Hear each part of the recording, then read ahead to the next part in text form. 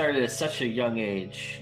What advantage do you feel that's given you now that you're taking in on the same type of roles and world as an adult?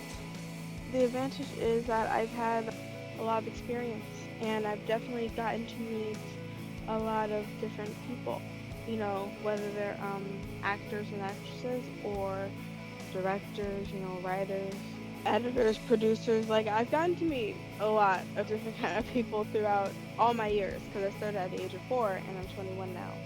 So I would say that it's given me a lot of connections that, have just grown over the years. I would say a lot of opportunities that I've gotten, I wouldn't have been able to if it wasn't for the connection.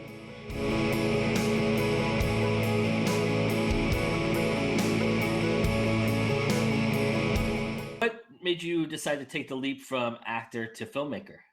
Ever since I started being an actress for filming, I just always had an interest. And even watching like movies or TV shows, it just always interests me like how it just comes together and everything. So I just made it like a pact in my mind that I would definitely get into that. Thanks to my mom, who's very supportive of me. She actually gave me the money to buy like a Canon camera, which is Oh, pretty nice. good. Yeah, yeah. Bought on Amazon. I think it was like a Black Friday, so we got a good deal.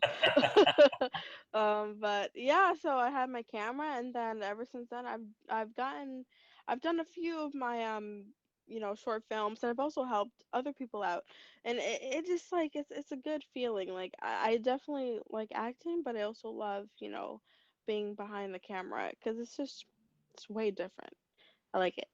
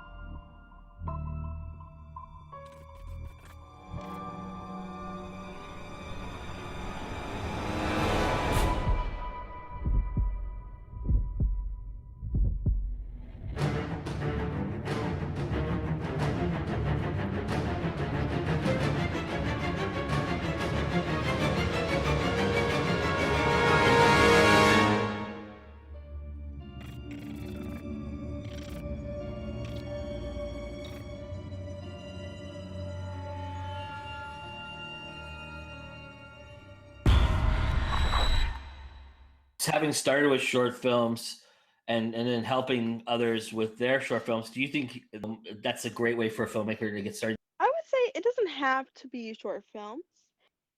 If the first thing you get is a music video, there's nothing wrong with that. If the first thing you get happens to be a feature film, you better take the opportunity.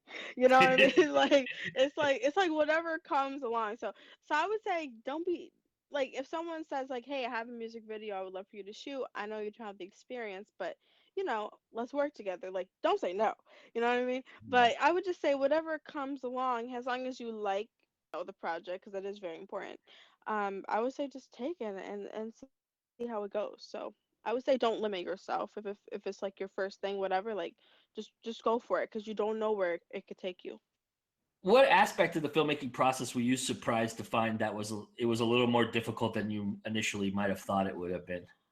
I would say editing for sure because when I first edited, man, I was up all night editing. Like just it was just 3 minutes, but it Yeah. took dang, it took a while. So I would say that was a little harder, even though I knew it was gonna be hard. But I didn't think, there was so much to it. Like, making sure Yeah. like the footage looks good, making sure you have the right music, the right angles. Like, it was a lot of work. So I would say, if anything, editing, that was definitely the most like surprisingly difficult thing for sure. Conversely, what do you think was the easiest? But I would say for me it was acting because I feel like I'm able to, for the most part, hop into the character's emotion pretty easily and just dive into the role. What do you think your actors would say about how you direct? They would probably say I'm a bit of a hard ass because I kind of am. Like I really get like down to business. You can ask Nice. anybody that I work with, like everyone's joking around and laughing, between takes. I'm like, okay, cut. All right, do again. But I'm definitely like easy to work with. Like I'll work with people. I'm someone that you can talk to where it's like, you say, hey, like I'm not really okay with this. Like, I'm someone that will like listen to you and be like, okay, so let's work out a compromise. Or if it's like really bad, then I'll be like, so let's like, work around it or possibly just cut it out. Like, I definitely always try to make my cast feel like welcome, like, don't like minimize them just because they're an actor or an actress. Like I don't do that. I make sure like all my sets are very equal. So I can be mean, but I can be nice too. It's just like it's like a balance. Do you leave room for improv? Do you encourage improv?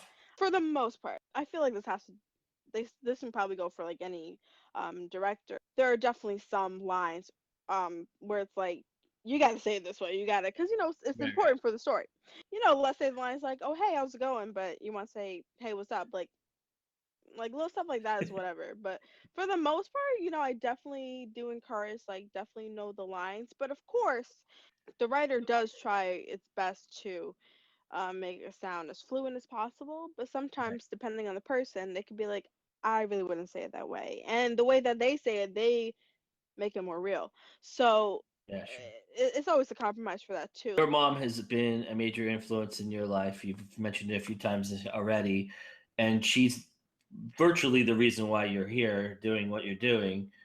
Uh, I mean, what I would imagine you have a unique perspective in that. What do you think a parent can do for their child to get them started in this world that you would say is a good thing to do? They can start the networking for the child. Hmm. Because, like I said, I started at 4. So, of course, I can't do anything, you know what I mean? Yeah. But, she started it for me, like, I guess she got insight from other people, like websites to go on to, like, submit me for. And, I guess from there, it kind of blossomed.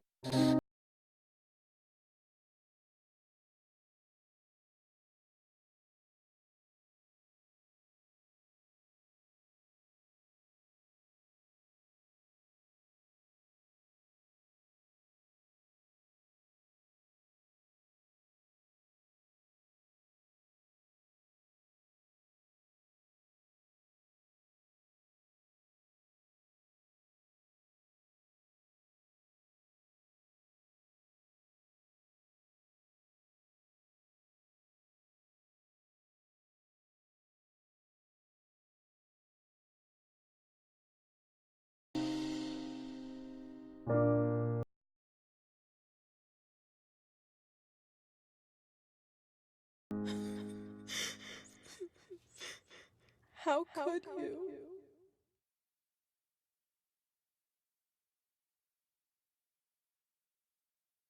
And trying not to be a stage mom, you know?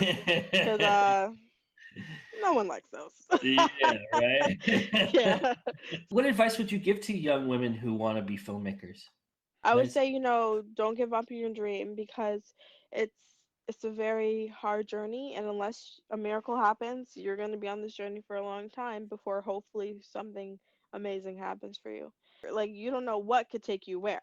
So I would say, definitely don't give up. what do you like about being an independent artist? What do you like about being indie? I think it's definitely different than if it was like being represented, I guess per Okay. se.